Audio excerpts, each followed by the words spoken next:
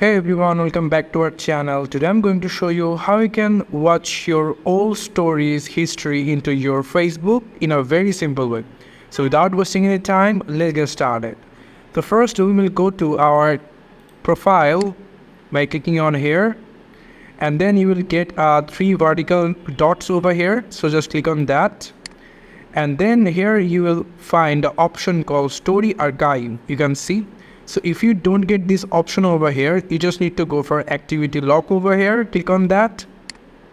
And now if you come over here and come over this left side and scroll down a little bit, you will find the archive option over here. So click on that, and then you can find the story archive option over here. So click on that. After clicking on that, you can see your all reels or story history into your Facebook. You can see. So this is very simple. So thank you so much for watching this video. I hope to see you in other videos. Till then, goodbye.